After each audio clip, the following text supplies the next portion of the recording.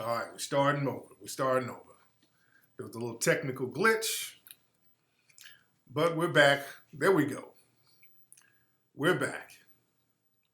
All right, we're starting. There we go. All right, let me get this. It was a little technical. Yeah, I don't know why my programs do that sometimes. I'm here. I'm back. All right. I'm back. We good? Loud and clear? We good? There we go. We're in the house. I apologize for the little sound glitch. All right, but we're here. We're here. I'm glad I'm fresh. Y'all like the cut? I got a fresh cut. Yes, indeed. Got a fresh cut today just for the family, so we can chop it up. This one is going to be a classic. It's going to be a classic broadcast this evening. First of all, I want to thank, first of all, everybody hit that thumbs up button. Let's do that.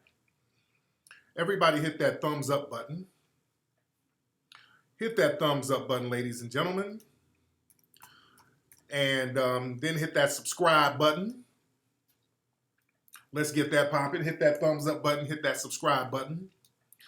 And then I want to thank everybody who has contributed to the Foundation of Black American Convention. We're at 72K right now. We're doing very well. We got 1,000 backers. So we already got 1,000 people who are going to attend this monumental event. So you have 3 more days to get your advance tickets, ladies and gentlemen, and help make this thing happen in a major way. We got 3 days left, so everybody definitely get involved. Click the link below. If you're listening to the audio of this, go to Indiegogo, type in Foundation of Black American Convention, and then get involved, get your advance tickets, ladies and gentlemen. It in? But we in here. Yeah, so we're going to talk about, we're doing a review of Queen and Slim. We're going to do that. We're going to do that in a second. Shout out to the whole Foundation of Black American family. And also shout out to the extended international family as well. We don't leave you out, but we just prioritize certain things in a certain way. You dig? But man, we got a lot to talk about tonight. Now, how many of you guys, how many of you have seen the movie Queen and Slim? Let's just get right into it. We're going to get right into it. How many, if you saw the movie Queen and Slim, press 1. If you saw the movie. Now, let's be clear. I'm going to give a lot of spoilers tonight. If you have not seen Queen and Slim and you don't want to hear the spoilers, I would say, just if you're listening to the playback of this, fast forward to about, I would say, 30 minutes. Fast forward 30 minutes, and then after that, I should be talking about some other stuff. Or just mute this and just come back and listen to it 30 minutes later. Or you can just mute it and stare at how fly my fucking haircut look and how clean I am. You can just, if you're a lady, I don't want Billy Dee Williams and Malik Yoba. What's going on with Billy fucking Dee Williams? Or shall I say, Bussy Dee Williams? Because this nigga is 100 years old talking about he's gender fluid. How you that old and you got butt broken? What the hell is Bussy Dee Williams talking about?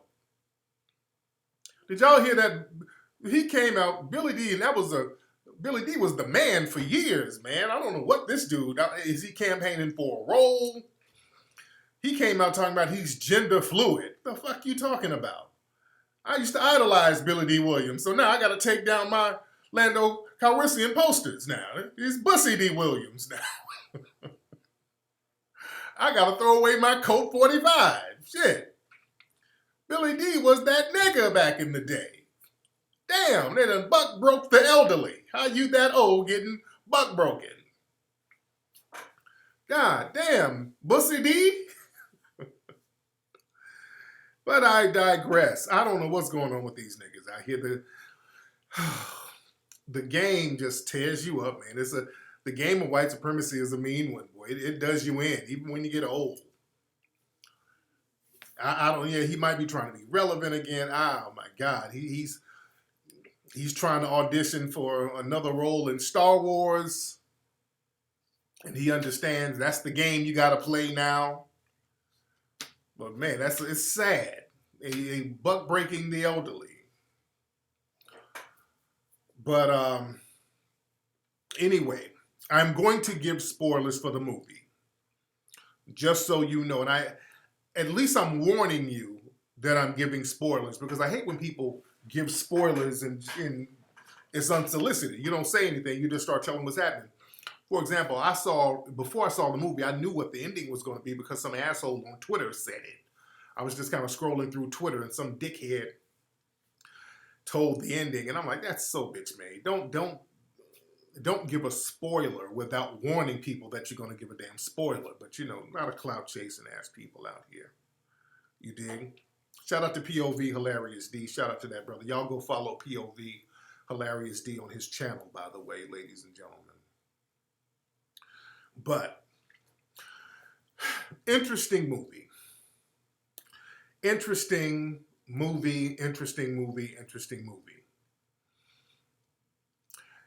And not really in a good way.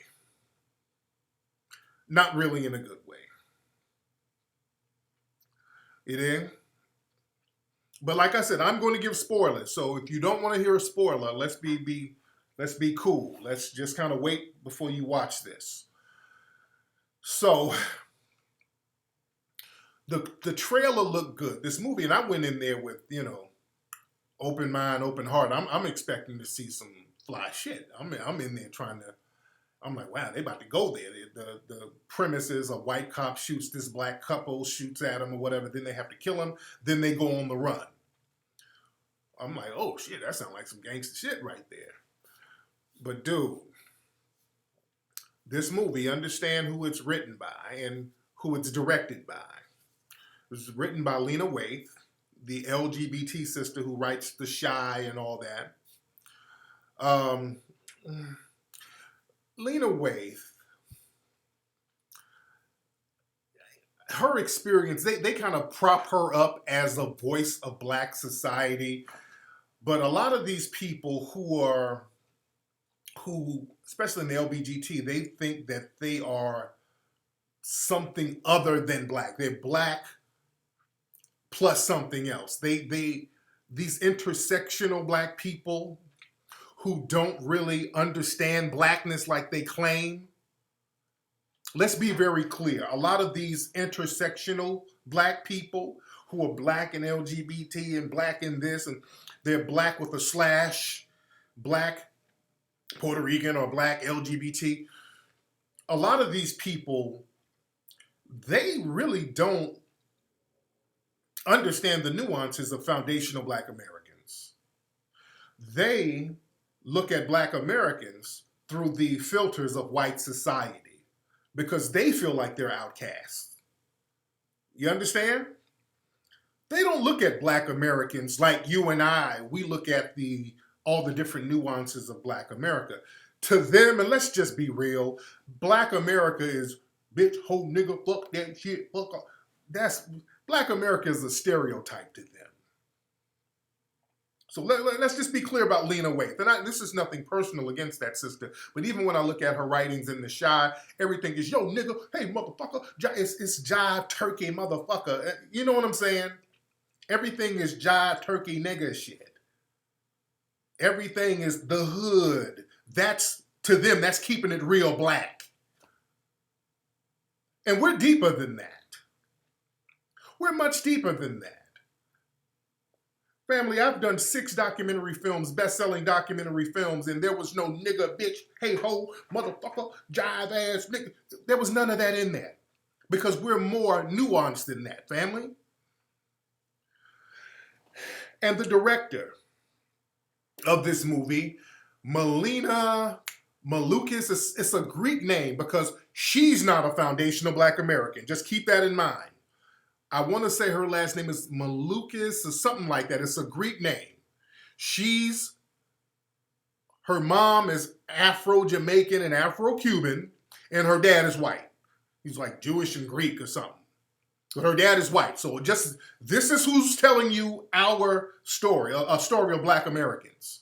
Okay? So you're getting 2 people who are talking about blackness from an outsider perspective. Let's be very clear.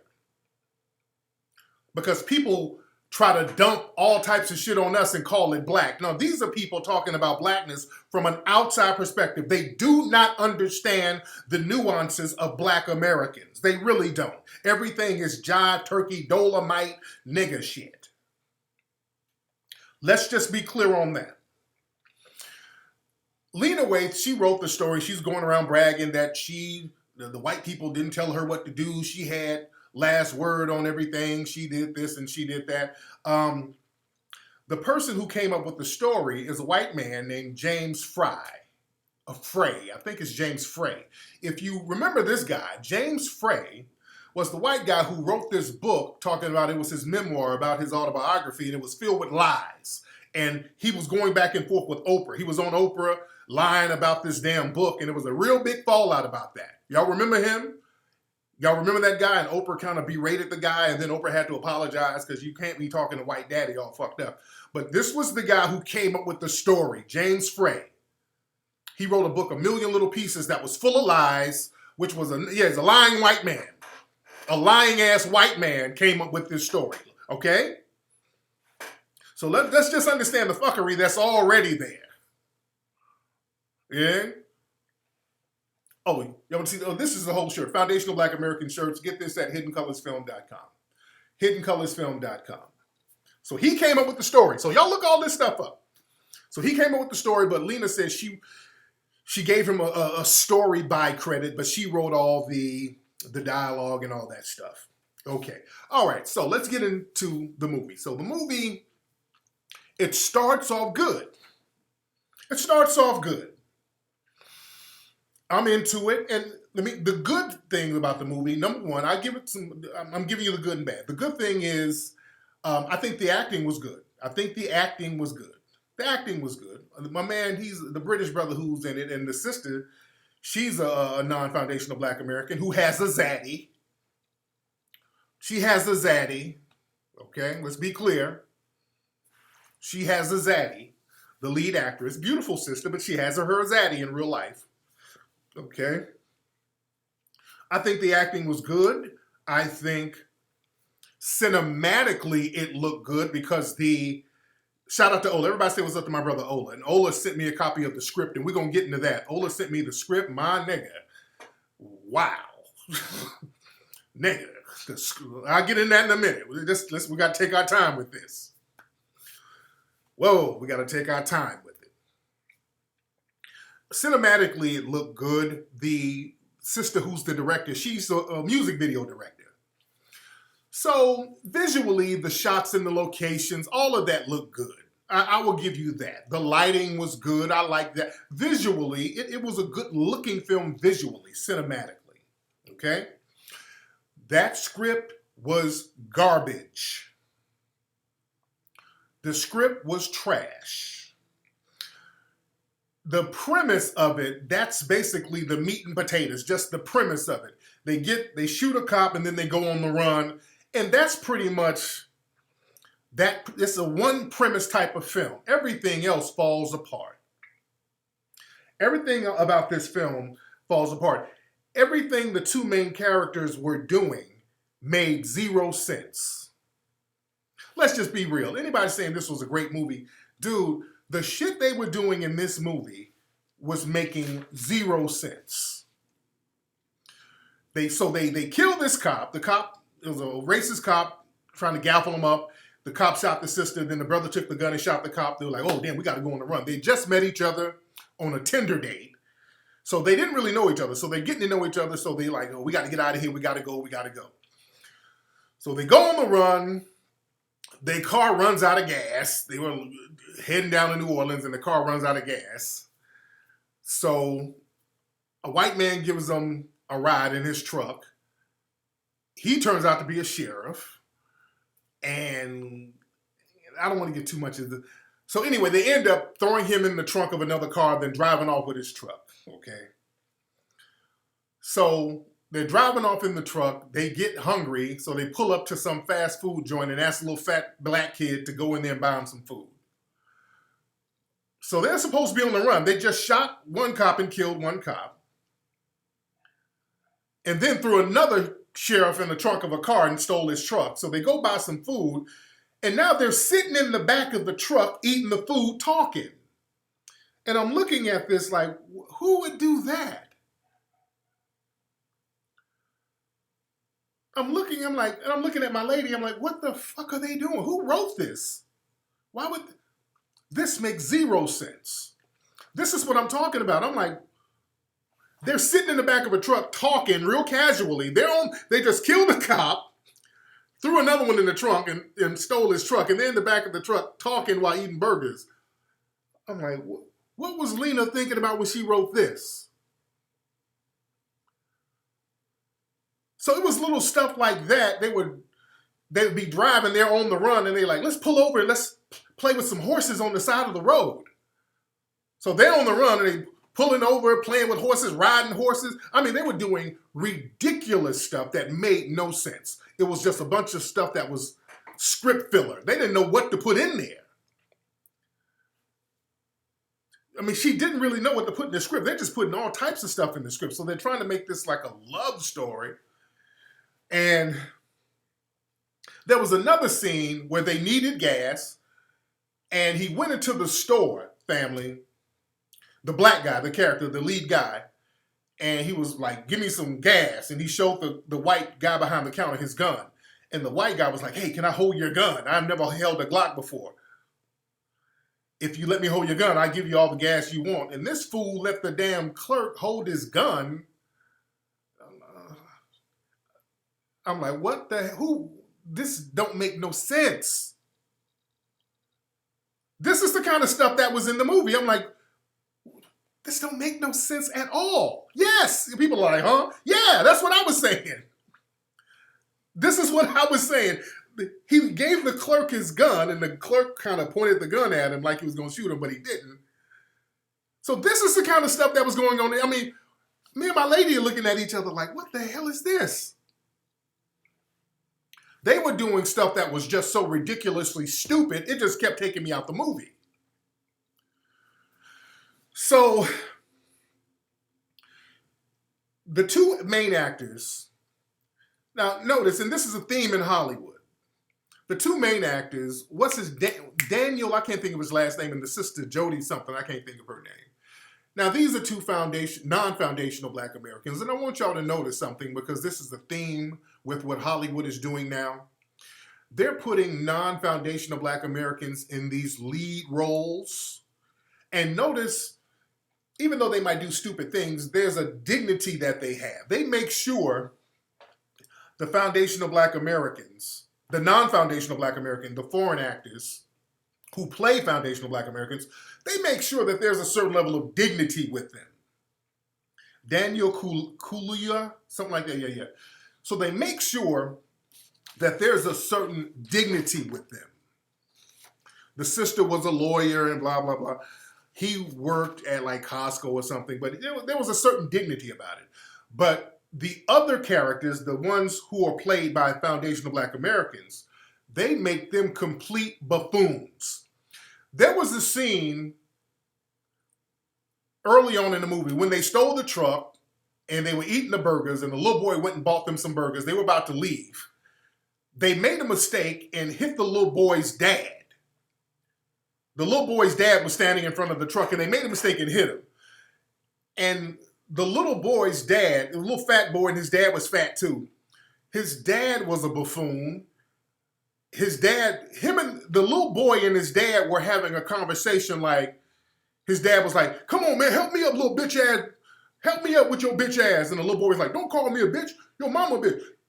And the dad was like, I got a bunch of bitches besides your mama. I mean, this is the conversation that they were having. Yeah.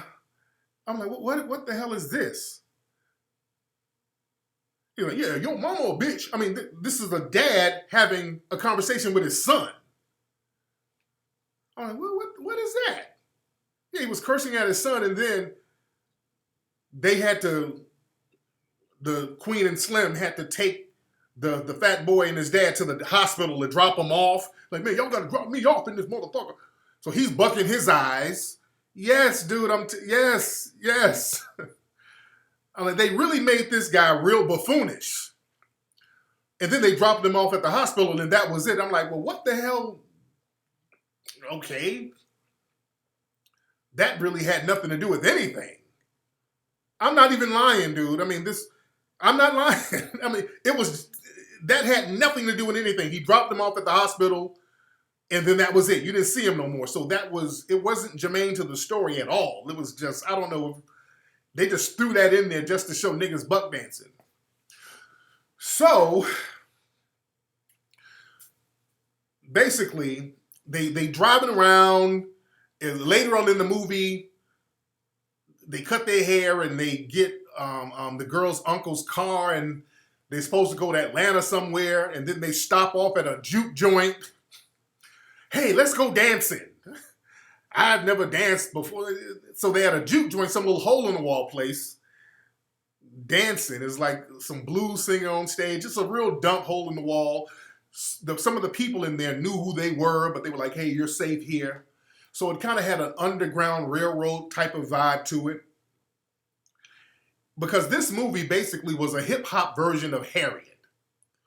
You understand? So they're in this juke joint, and some other things about the juke joint that was throwing me off, because it was like a lot of elderly people in there, but then you had a couple of fine women in there. I'm like, well, ain't no fine women gonna be in no damn hole-in-the-wall juke joint like that now. Shit. So little stuff like that kept throwing me off. I'm like, that ain't gonna happen. You ain't gonna have no fine-ass chicks up in the little hole-in-the-wall, dumpy-ass juke joint like that. I mean, goddamn. So this is you can tell people don't really know the nuances of Black American society. I'm like, what the, okay. All right. So later on, there was another scene where their car broke down somewhere in Georgia, and they went to a shop. This older Black man was fixing the car, and his son knew Queen and Slim, and the little boy was inspired by Queen and Slim. And he was trying to help him. Later on, there was a protest, and this threw a lot of people off about the movie. This threw a lot of people off. There was a protest, and the little boy who was inspired by Queen and Slim, he was out there at the protest yelling at the police, and he walked up to a black cop, and the black cop was like, hey, son, you got to get out of here. And the little boy was like, no, I'm ready to go. Let's do this. And the black cop raised up his thing to say, hey, look, man, I don't want to hurt you. You know, let him know he was a black guy. You got to get out of here, brother. I don't want to, I'm not going to kill you, but I might have to arrest you if you don't leave. So the black cop was cool. So the little boy pulled out a gun and killed the black cop. And that made zero sense.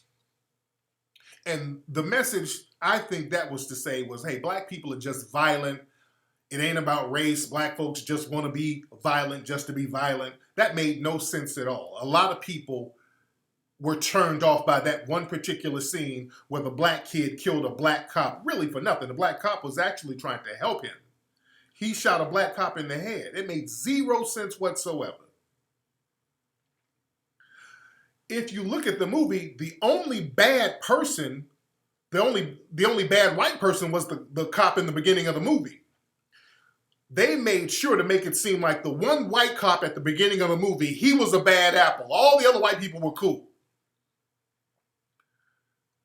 You understand? Y'all better understand propaganda with these movies. The only bad white person in Queen and Slim was that white cop at the beginning. He was the bad apple. All the other white people were cool. There was another white couple who were helping Queen and Slim on some Underground Railroad type shit. They were good white people. You dig? But now let's go back some. Queen and Slim, they went down to Queen, and I'm just using those names are place fillers because their names were never Queen and Slim in the movie. But the Queen character, they went down to her uncle's house in New Orleans. Okay? Her uncle was played by Bokeem Woodbine. Now, Bokeem Woodbine, he was phenomenal in the movie. He was a great guy in the movie. His acting skills are phenomenal. But he played a drug-dealing pimp in the movie. He was a dusty pimp in the movie. And the script wanted him to be more buffoonish than he was in the movie. but he played it with a certain level of dignity. He played it very good, as best as you could. He was actually very good in the movie. But even the backstory, his character killed Queen's mama, so he owed Queen a favor. But let me show y'all something in the script, how they describe the uncle. This is from the script that Ola sent me. Queen opens the door to find her Uncle Earl counting money by hand, and there's a lot of it. Uncle Earl is like Chicken George if he wasn't a slave. He's rocking a red velour sweatsuit and has a well-kept afro. So Lena wrote this character as a buffoon. She wrote this character as a buffoon. He was supposed to have an afro. She wrote this on some blaxploitation shit. She wrote this on some blaxploitation. Like he's supposed to be Chicken George. And he was supposed to have an afro. So they were going to make him as buffoonish and coonish as possible. Thankfully, Bokeem Woodbine played the character with a certain level of dignity. But check this out. And this is where they do slick shit with movies like this. He was a pimp with a house full of hoes. His bottom hoe was a trans. His bottom hoe was a trans. You understand? This is him in the movie. This person's real name is India something. That was his bottom chick because she was being all affectionate with him. And this is a trans. And you could tell it's a trans person. But they never acknowledged in the movie that it was a trans person. Okay? They never acknowledged that this was a trans person, so I don't know. You can tell it was a trans. Listen. They went out of their way in this movie to make this trans person overly affectionate with Bokeem's character. There was a house full of women, but they had the trans person all sitting in Bokeem's lap, rubbing on him, hugging on him. They had the trans person doing that to him throughout several scenes.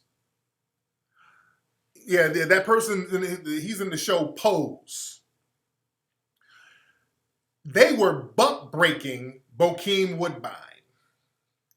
They crowbarred their LGBT agenda in this movie, and the writers and the producers and the directors and all that, this was their opportunity to buck break Bokeem, the actor, on camera. They were like, we're going to get you in this movie, but you're going to have to allow this man dressed as a woman to be all up on you in a sexual manner. Because when the hooker, whatever she was supposed to be, was all up on him, it looked out of place. It looked extremely out of place. It was really over the top. Just overly affectionate with him. And I'm like, if this dude is a pimp, he ain't gonna have his hoe all up on him like that. So they deliberately made this trans person rub all on him and be all sexually affectionate with him, and it made no sense. Because real pimps don't be doing all that. They ain't cupcaking like that. Another thing that it looked hella off. I'm like, why the hell are they're really making this trans man rub all on him, and they're doing that deliberately. I know a gang of pimps, they're not cupcaking with none of their hoes. And another thing, we could tell that was a man. Pimps ain't gonna have real hoes while they're pimping on a transsexual. I mean, shit like that was taking me out of the movie. Let's just understand nuances of real life. Hoes will not be with no pimp who's pimping on a damn tranny. The streets are not politically correct. The streets go by raw rules. Ain't no hoes, no real women, gonna be with no dude who's pimping on a man in a dress. The streets are not politically correct at all. The streets deal with realism. If a hoe is sitting up here and a dude, you supposed to be getting some instructions from a dude who's pimping, and he's up here with a transsexual, them hoes will be out the door overnight, man. They know better than that. They just not, hoes ain't gonna be with no dude pimping on no transsexual. You dig? The game don't work like that. This is why I say these folks don't understand just the different nuance. Everything is a stereotype. They don't know the nuances of the streets, of nothing. None of this shit is making sense. And then one of the hoes talking disrespectful to the Bokeem character. She's talking to him all crazy. I'm like, come on, man. Yeah, dude, this stuff was just all over the place. It was all over the place. And one thing that was real disturbing, let's going back to that the protest scene.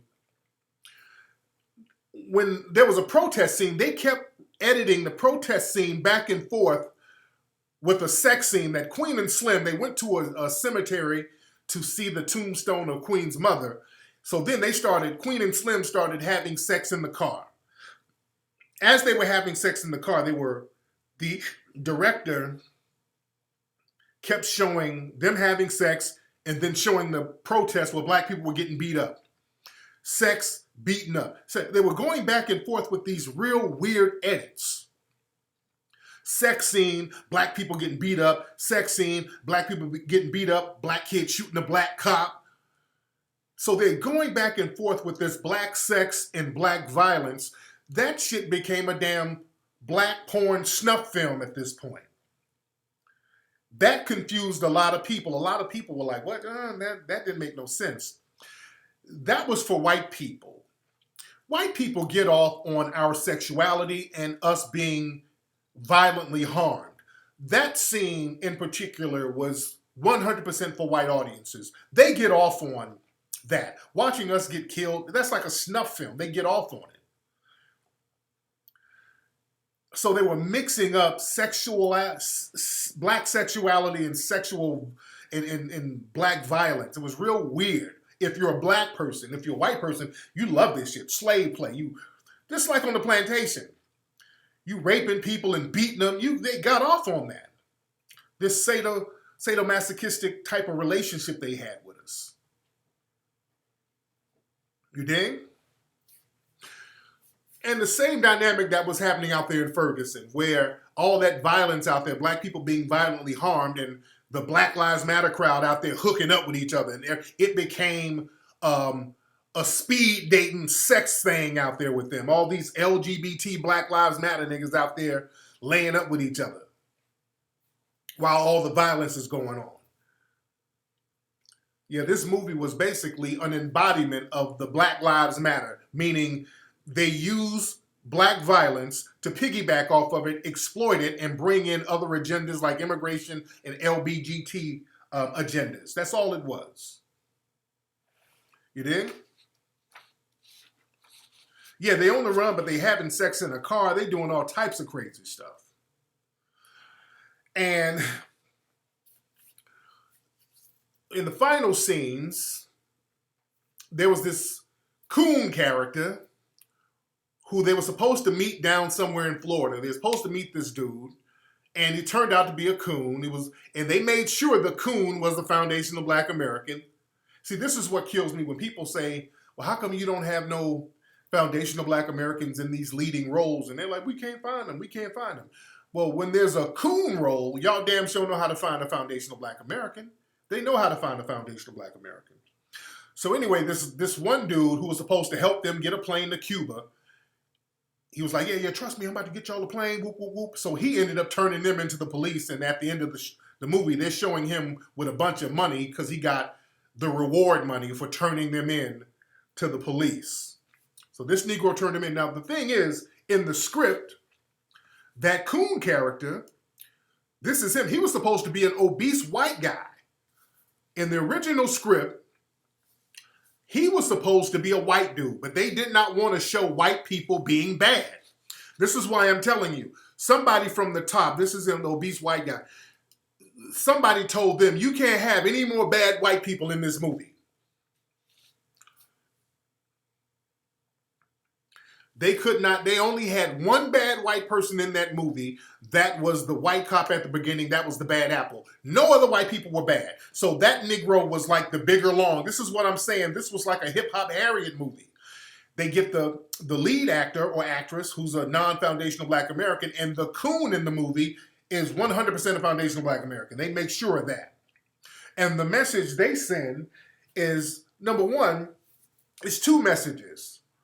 The message is, some white people are bad, but black people are just as bad. Black people are just as bad, guys. And the other message is to discourage you to not fight back. Black folks, don't fight back, because too many of you are dysfunctional, so you just shouldn't fight back. You dig? So this movie, the message was trash. It had an intersectionality agenda to it, and we got to watch the messages that these folks are sending to us. Yeah, they made that coon character as niggerish as they could make him, with the gold teeth and all. Yeah, all black males are evil, but understand, in that movie, what does it say? Not about just black men. What does it say about foundational black American women? Because what that movie does, it erases foundational black American women. You understand? There was no real representation of foundational black American women. See, watch some of these immigrant coons who come through, because they try to represent black women and erase foundational black American women. Because, see, the mainstream press are going around talking about, yes, black womanhood. This movie shows black womanhood. Now, who's the woman? A non-foundational black American woman who many people believe is a bedwench because she has a zaddy. The other black actress was a damn trans person. And the other ones were broke hoes. You understand? And you had peripheral characters like the sister at the juke joint, people who had like one line, but they didn't really, what was the representation for foundational black American women? Basically, it was erasure. You're erasing them. You know? Yeah, the white couple, you want to know something real unrealistic, that white couple, the white couple who helped them. So they go to this white couple. They got recommended by Bokeem Woodbine's character, told them to go to this white couple that he knows. He was in the war with them and he's cool. So they go to this white person's house, and the white wife was real funny style. She seemed like a damn Trump supporter. And there was all types of secret hiding passageways in the house, which made no sense. Nobody never really explained why there were so many different hiding places in the house. You dig? And that was that was extremely unrealistic. You dig? The shepherds. You dig?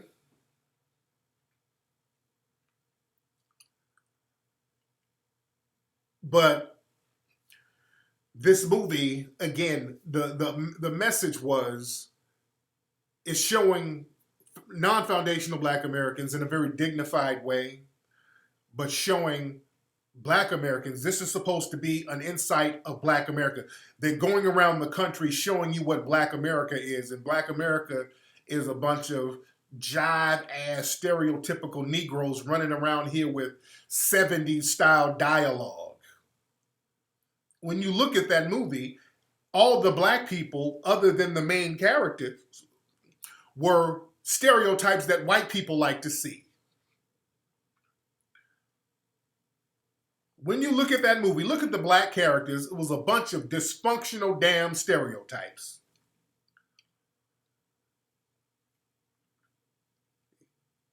So this is what Lena, when she writes The Chi, and I watched The Chi, it's an interesting show, but just these people's perception of black society It's what white people like about black society. These are people who are on the peripheral of blacks. They're not really in.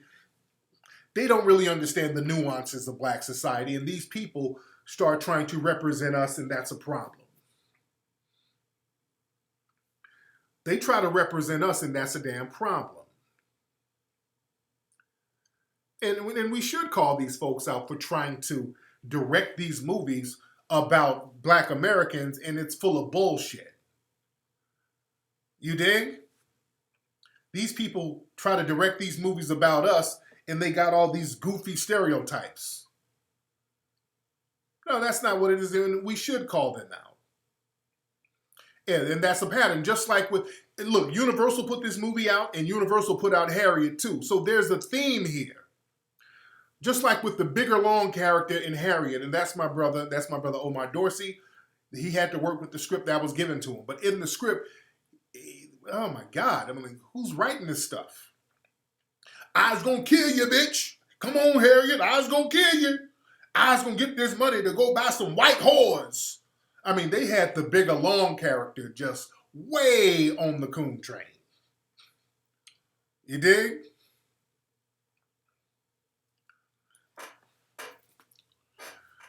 So we got to start calling that out. We got to start calling that out. And this is why, we got to keep doing what we're doing too. We put out real films, we put out our stories, and we tell our stories with a dignifying connotation. You dig? So we got to understand the game out here. I put up a story, speaking of law enforcement, I put up a story on Twitter. Let me see if I can find it real quick, because I've been talking to y'all about transhumanism. And I've been warning people about this stuff. This is some heavy stuff, man. This thing is real. And where am I? Hold on one second. Where am I? 1 second. I put this up. Okay. Here we go. Let me look at the article. Hold on. Let me show y'all this. Y'all bear with me, because I've been telling people about this stuff. Okay. Ad blocker. Wow, shit.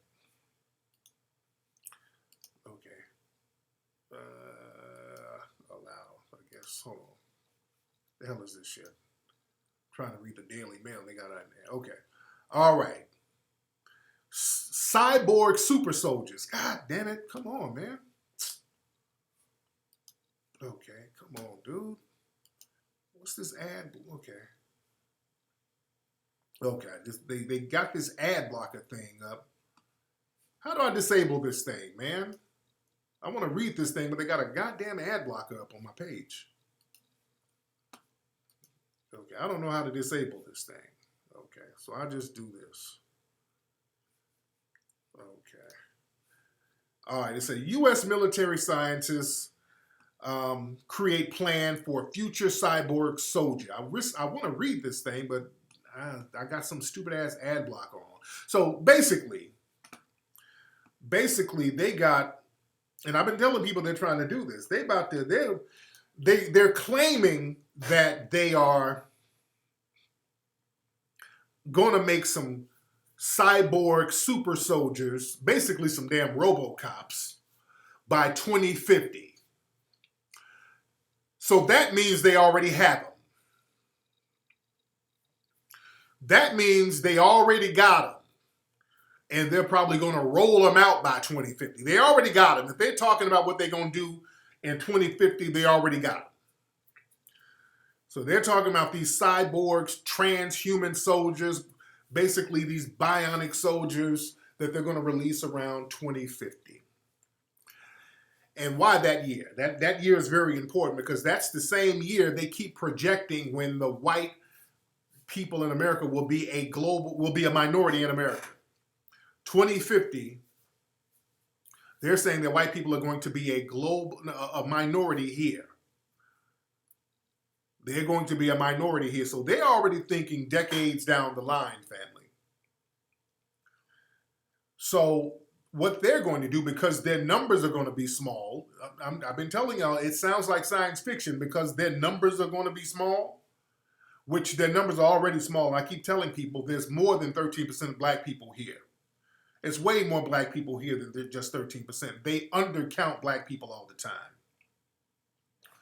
But they're going to start using these damn machines and robots and all this stuff to keep the population at bay. They understand they can't have, because their numbers are going to be so low, they can't risk having the white officers out here trying to maintain everybody, because this is a problem now. This is why movies like Queen and Slim is out. They're putting this out as propaganda. You understand? They're putting out movies like Queen and Slim to kind of deter black people to say, hey, don't fight back. I mean, just, let the Lord handle it. But don't you fight back, because you're not going to win if you fight back. Because they understand how fragile this system is. It's a powerful system, but it's a fragile system. And the tables could turn at any given moment. Any little reason. Just like, let's go back to Spain. The Moors came in and took over damn near overnight. They came right up in there, caught them slipping, and took over for 800 years. So they know how they can get caught slipping and things can go bad for them.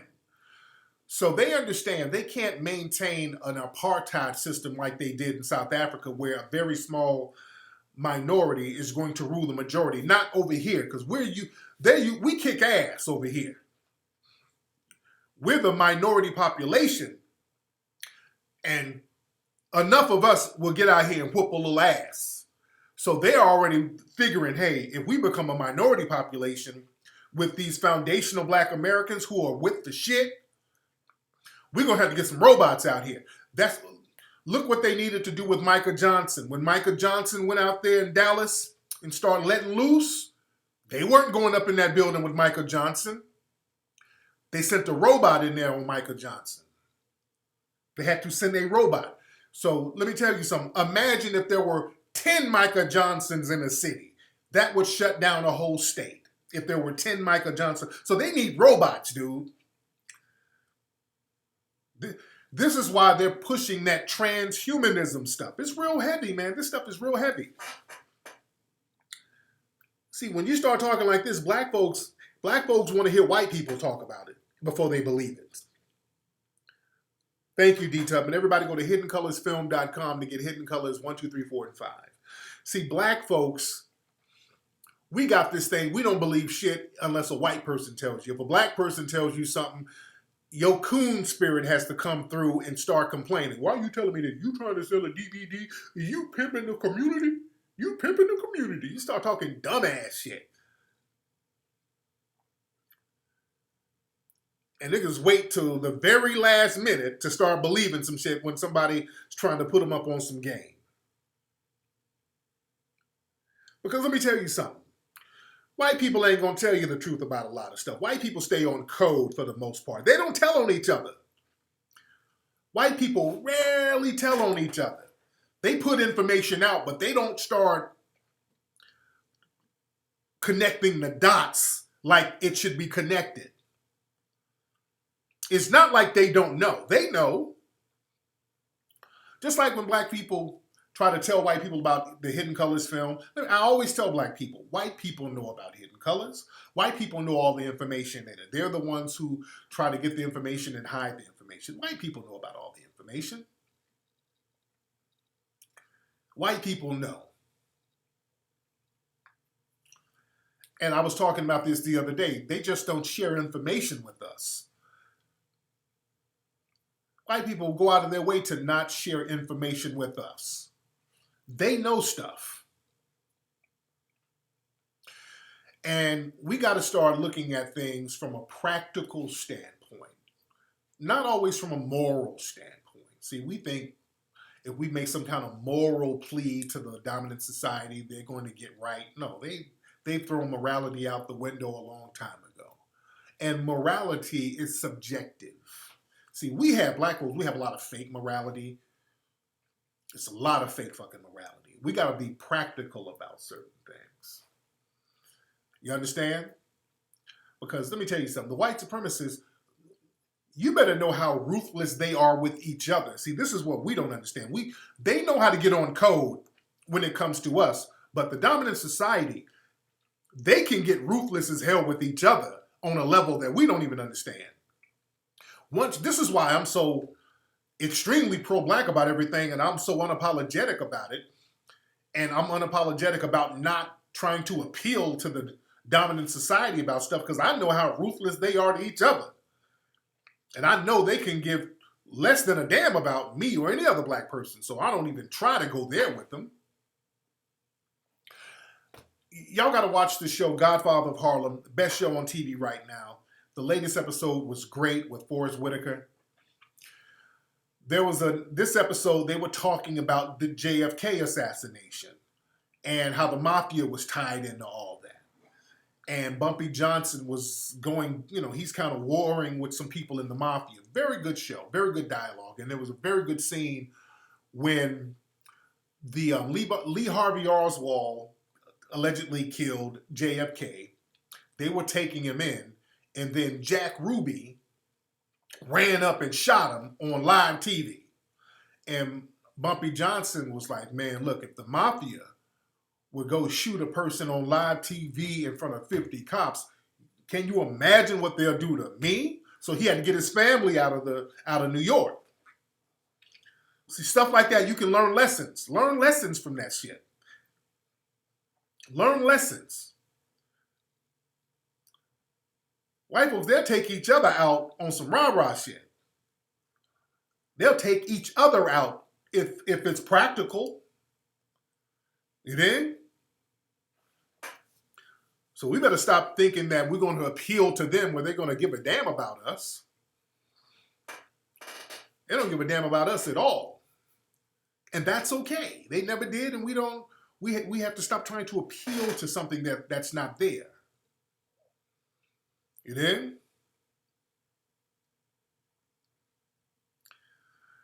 But The Irishman, what's that on? Is that on Netflix or something? I gotta watch that. It's on Netflix, okay. Yeah, I wanna watch that. But yeah, man, let me tell you something. So we gotta get off that fake morality thing. These white supremacists, dude, they're ruthless about their come up. They are ruthless about their come up. They'll come up by any means. And we don't understand that part of the game. We don't understand that. See, yeah, they're more ruthless than y'all can imagine. They are ruthless. Yeah? And I was talking about something on Twitter for the last few days. See, because black folks, we like nigga trinkets. We like flossing, name brand things. See, if it's white, it's right. We love running around with our Gucci, Prada, and all that old shit. If you look at Instagram, that's all it is. It's basically a bunch of goofy Negroes running around with name brand stuff, flashing that, and thinking that they're getting closer to white supremacy. They're getting more of a camaraderie with white supremacy by flashing their name brand shit. Let's be real. Let's be real. You go look at Instagram, you get a bunch of Instagram thoughts with their Fashion Nova and their little purses and all that stuff. Flossing. And black folks, do you know most of these big name fashion brands that y'all flossing? Do y'all know how these folks got started? Many of these big fashion names that niggas love so much, most of these people were literal Nazis. I was posting that on Twitter, and it was rubbing some people the wrong way. Show-offism. But let's break some of this stuff down. Hugo Boss. Negroes love rocking Boss. And I understand you want to wear clothes. Look, I like certain clothes that's connected with some of these. Well, I get it, but I ain't out there flossing and all that shit. Hugo Boss, since everybody likes Hugo Boss, how many of y'all knew that Hugo Boss was a Nazi?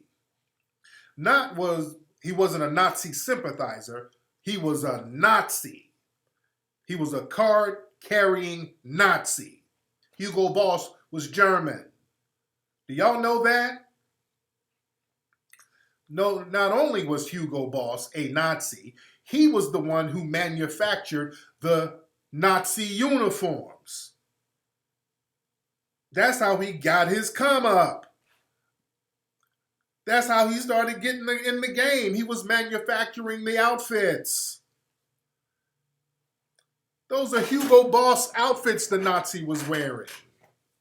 Not only that, Hugo Boss was letting the Nazis use his factories to make weapons. Yeah, he made their uniforms. Look all this stuff up. Ladies, you like your little Chanel bags, don't you? You like your little Coco Chanel? Well, guess what? Coco Chanel was a spy for the Nazis.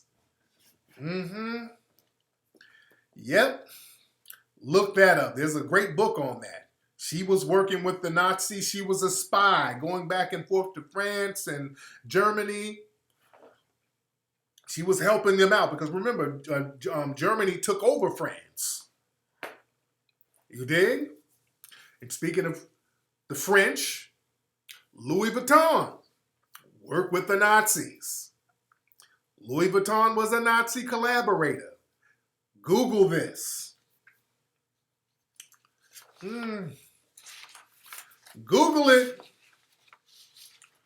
Oh, Ferdinand Porsche. I was posting this. Ferdinand Porsche, who made the Porsche car. Not only did he make the Porsche, he made the Mercedes-Benz. He made the Volkswagens. Ferdinand Porsche was a Nazi. Ferdinand Porsche was a Nazi, family. Hate to break it to you. That's why, notice a lot of Jewish people don't buy Mercedes-Benz. There's a reason a lot of Jewish people, they don't buy Mercedes-Benz because most of those cars in Nazi Germany, most of the cars were made by Ferdinand Porsche and they were Mercedes. Most of those cars were Mercedes. And Ferdinand Porsche was damn near Hitler's right-hand man, basically. Yeah. Yeah, they don't fuck with that. They know what not to rock with. Yeah.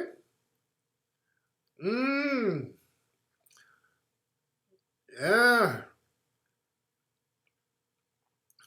It's heavy. See, a lot of this stuff is right here in our faces. And yeah, Fanta, the drink Fanta, that was created by the Nazis too. Those Bayer aspirin that you like, the Bayer aspirin company, one of the biggest aspirin companies in the world, they were under the same company that made the Zyklon B. That was the gas that killed the people in the concentration camps. That was made by the same company that was clicked in with Bayer aspirin. Bayer, they made the gas chambers. A lot of these, notice a lot of these big these businesses are out here making billions, still getting it popping, and nobody's telling you what I'm telling you. Nobody's telling you what I'm telling you, guys. Yeah. Yep.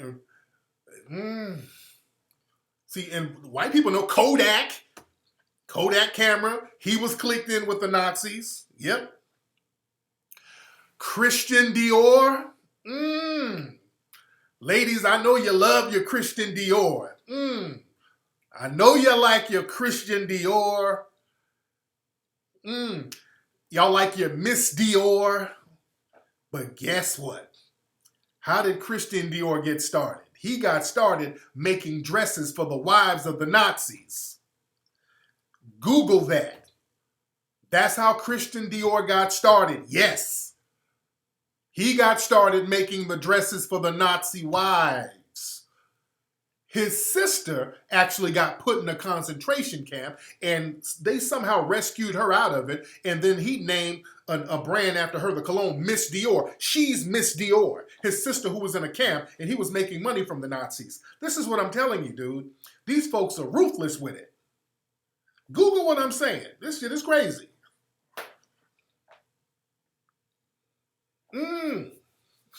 It's crazy. Henry Ford, he was clicked in with the Nazis too. And another thing about Henry Ford, it was another, at the same time Henry Ford was doing his thing, it was a black car company out here, the Patterson Car Company in Ohio. Henry Ford, he had more capital. He was clicked in with the Nazis. I mean, he was clicked in with the dominant society. So Henry Ford was able to mass produce his cars. And the Patterson Car Company, they had to do their cars by hand. The Patterson Car Company was the only black-owned car company in America. These folks made quality cars that they built by hand. And they had to go out of business because Ford came through with that mass production. So those Model T cars, were shittier cars, but he could make more of them. When you had these black folks making these Patterson cars that were high quality, but it just took them longer to make. And Henry Ford got George Washington Carver to kind of help him with the game on a technical level. You dig?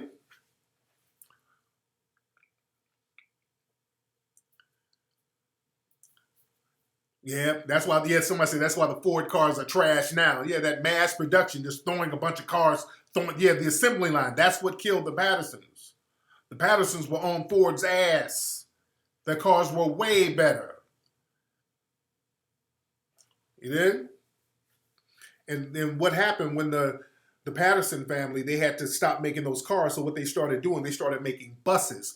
And during the 1920s to the 30s, most of the buses in Ohio was made by this black bus company, the Patterson people. A lot of folks don't know this shit. Half the buses in Ohio at that time were made by a black company. Yeah. Yes, everybody hit the like button. We in here heavy. Hit the like button. And look, another thing, and I'm guilty of this. Adidas. I like Adidas. I like the Adidas sweatsuit. I'm guilty of that. I like Adidas. Some of y'all like Pumas. Adidas and Puma started off, they were Nazis. Did y'all know that? Adidas and Puma? Yeah, that's a hard one. That's a hard, Adidas and Puma. Those companies were started by Adolf Dassler and his brother Rudolf Dassler. Addy and Rudy, those were their nicknames. Yes, guys, I hate to break it to you. So Rudolf Dassler, Rudy, he started Puma. Adolf Dassler started Adidas. So they were actually rival companies. They were rivaling each other for years, but they were both Nazis. Look at the name Adidas. Adolf Dassler, his nickname was Addy Dassler. And when you look at the Adidas shoe, he just named the shoe after his first nickname and the beginning of his last name. So he just named the shoe as his name. Addy Dassler. Adidas. So when you wear your Adidas, we rock our Adidas. We're rocking the Nazi shit. I hate to say it. And I got Adidas clothes, but yet, I know, I'm guilty too. And this is the ironic thing about Adidas. Yes, Adidas comes from Adi. Adidas. The thing is, and they were card-carrying Nazis. But this is the kicker, though. This is the ironic thing. So they joined, Adi Dassler and his brother, they joined the Nazi party, and they are all about the white superior race, but their shoe company, because they were shoe cobblers. They were shoe cobblers. And they made some athletic shoes, but they were about to go out of business because at the time, nobody really had a need for athletic shoes in Germany. It was like, like a war was on the horizon, so they really had no time for no damn athletic shoes. But they had the Olympics out there. They had the Olympics out there. And Jesse Owens wore Adi Dassler's shoes, the Adidas. When Jesse Owens wore those shoes and he was winning all those races, he was winning all of those matches, that was universal. That was put on the international stage, and that's what made people want to buy those Adidas. After Jesse Owens wore those shoes, Adidas sales went through the roof. So that's the irony. Some Nazis put together some shoes, and you're supposed to be the master race, but this black man made your shit hot, and you've been eating off this black man for 70 damn years. You dig? That's the irony. And Adidas, they did some kind of commemorative thing for Jesse Owens shoes not too long ago. I know they did something for Jesse Owens, but and as they should. As they should. Yeah, we've been making their stuff hot. Yeah, we've been making their stuff hot. Yeah? Yeah, Jesse made that joint hot, and it was Americans who started buying all those Adidas. It was Americans doing because they, we've always been into sports over here. Americans have always loved sports. So when they saw Jesse and this brother just whooping everybody's ass over there on the international stage, they were like, well, shit, maybe them shoes will give me some of what he got. Yeah?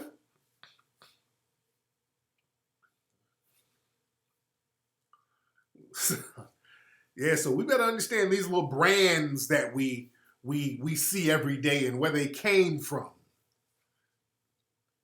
Yeah, I know about Henry Ford. Henry Ford was a little racist ass. He was racist as hell. I know about Henry Ford. But we got to understand in Germany, how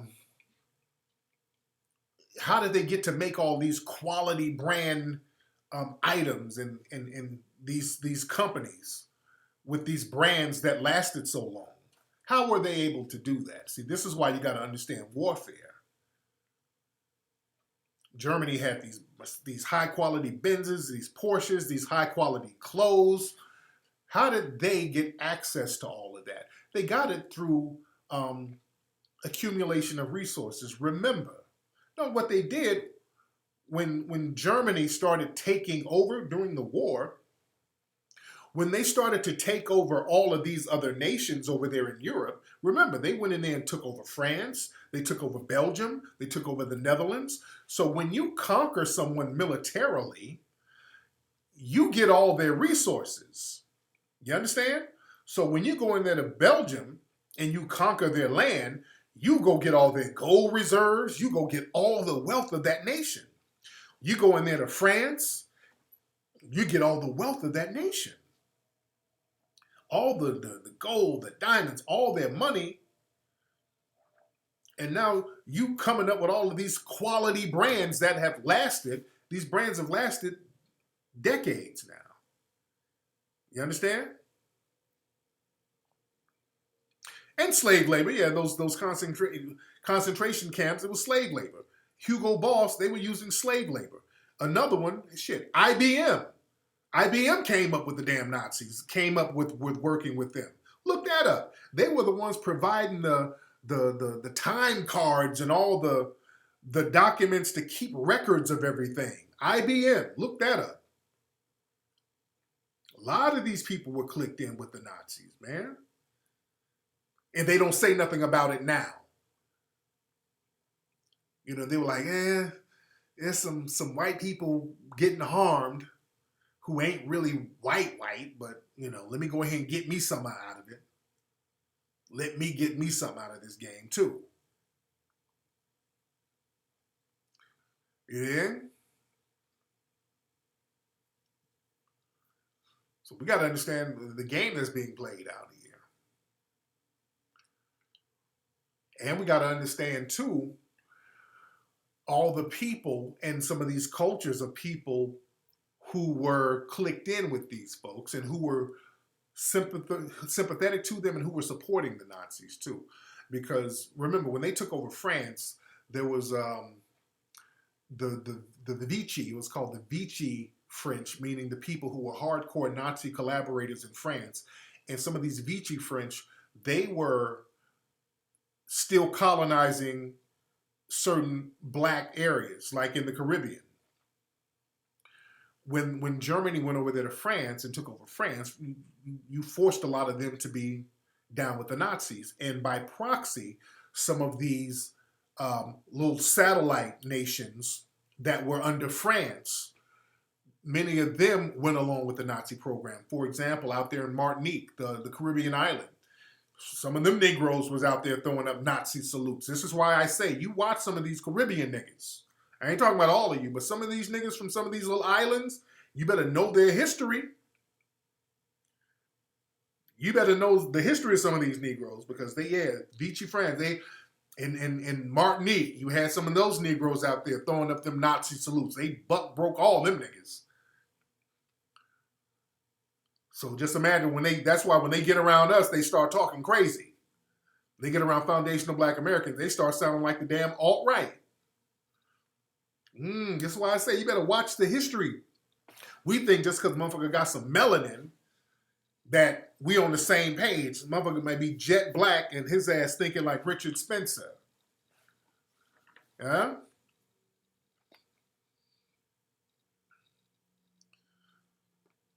Man. So we better understand the game. Yes, we only got 3 days for everybody to support the foundational Black American Conference. Let's take a look at the Indiegogo. Yeah, we still at 72K, but yeah, everybody, we could get this thing at least to 100K. Yes, we can get this thing to 100K. Man. Yeah, a lot of the Nazis fled to all these different places. And, there's a movie or a show where they're talking about people who are hunting Nazis. And there's this show, or I think it's a show or a movie, where they're hunting Nazis. I want to say Al Pacino is in this thing. And so this is why we got to get off the little petty, goofy nonsense, because people out here, they playing for big stakes out here. You dig? And every time we try to get something popping, we got these little jive ass bottom feed Negroes trying to undermine you. See, we got to watch that. Shout out to my man, the Black Authority. He called out frickin' Frack for their bullshit. Shout out to the Black Authority. I heard his broadcast. People sent me his broadcast. He called out frickin' Frack for their nonsense, as he should, because, they tried to throw a little dirt at him too. See, those of us who are doing things on a real platform, in a real way, folks try to do a little undermining type of things. So, we got to call that out and we got to keep it pushing. Oh, yeah, he got in their ass beautifully. So shout out to my brother. Now, I would love to have the Black Authority come on down to the Foundation of Black American Conference. I would like to have him and Professor Black Truth. I would love to have both. And I heard a broadcast Professor Black Truth did the other day where he was clowning Roland Martin. I don't know why this shit. Every time they clown Roland, it's so funny to me. I don't know. That's just a guilty pleasure. When they clown Roland, it's hilarious. Professor Black Truth was clowning that music Roland be having on his YouTube channel. Do y'all ever watch? And I don't want to beat up on Roland. Do y'all ever watch Roland Martin's YouTube channel? Professor Black Truth was clowning the music. Oh, God. Roland, on his YouTube channel, Roland Martin Unfiltered, his promos, he basically does these... And Roland act like he has all these viewers and he really doesn't. And he does his promos and it's always to some generic New Jack Swing music. It's real cheesy. The music is cheesy, and he's always talking about some bullshit. And a lot of shit always got something to do with some food. He's always with Roland. Everything is about something with some food. I went to the Democratic dinner. I went to the Boulay brunch. I went to the Congressional Black Caucus breakfast. He's always doing some shit where there's some food involved. Yeah.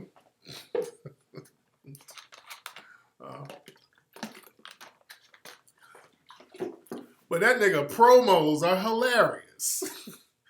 Well, this is one of Roland's promos. Hold on. Roland Martin Unfiltered. Tune in on Roland Martin's Unfiltered. We're going to be talking about discrimination at the Waffle House. Follow me on Instagram. Roland Martin Unfiltered. Okay, nigga.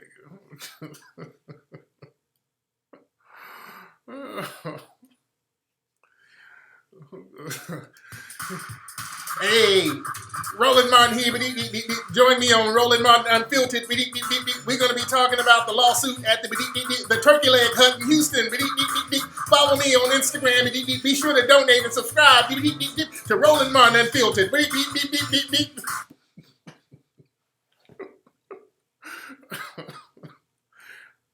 Damn, the fuck did you get this music, Roland?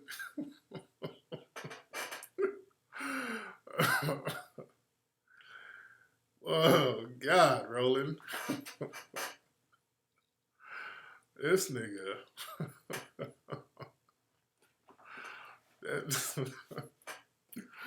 Lord. Roland Martin here. Y'all tune in to Roland Martin Unfiltered. We're talking about food poisoning with the Popeyes chicken sandwich. You don't want to miss it. Follow me on Instagram.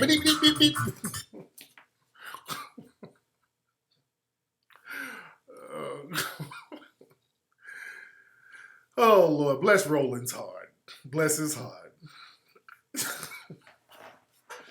That music, yeah, where the fuck did you get that music, Roland?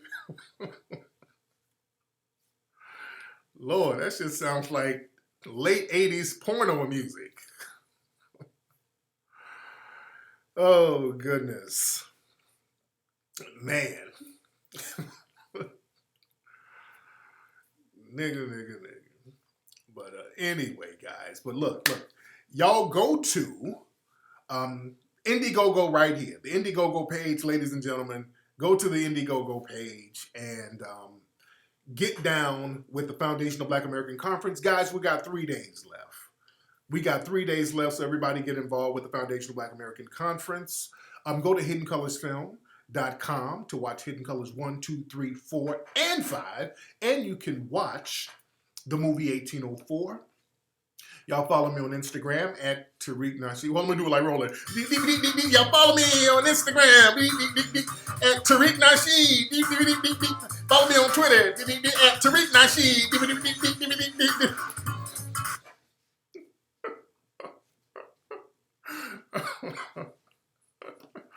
Well, yeah, follow me on Instagram at Tariq Elite.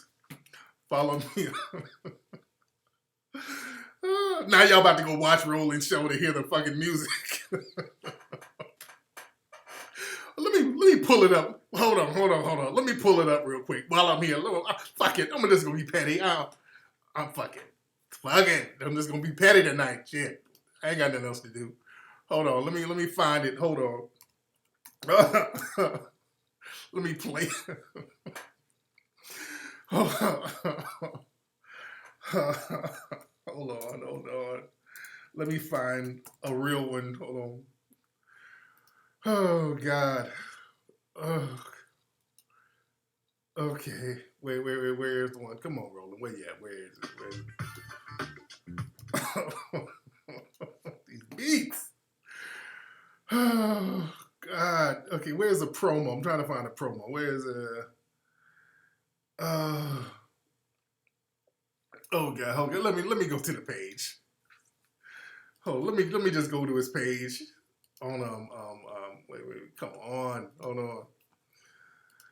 Oh, God. Okay, I'm gonna go to his channel. Hold on. Just so y'all don't think I'm exaggerating about Roland's channel. Okay, this is Roland's channel. Hold on, let me find. What's this? Hold on.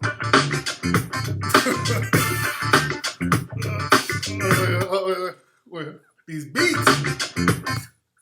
Come on, where is this nigga? Where you at, man? Hold on. Okay. 5 rules for your economic liberation. Folks, it's time to bring the funk on Roland Martin Unfiltered. Let's go. Whatever the best, he's on it. What the fuck is that?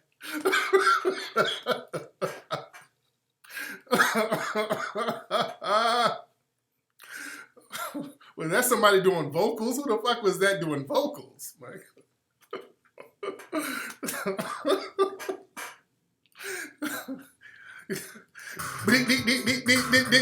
We're gonna have Cheryl Pepsi Riley coming on the show. We're gonna have our special guest, Angela Winbush. You don't want to miss it. We're gonna bring the funk. We're gonna be eating some chili cheese fries. You don't want to miss it.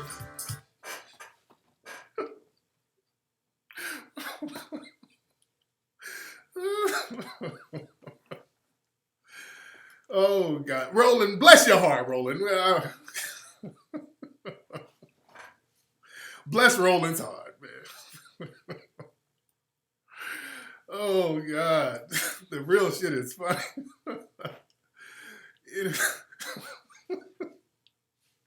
His guest, who the hell? Who is Roland? Be having these guests? He be having the randomest ass guest on the show. Hey, Roland Martin Unfiltered. Y'all don't want to miss today's show. We're going to bring the funk. We're going to have Famous Amos from Famous Amos Cookies. We're going to have Todd Bridges. And we're going to have Don Cornelius' nephew from Soul Train. You don't want to miss it. These guests, the hell guests he be having on here. Shit. Oh, God. Oh, goodness.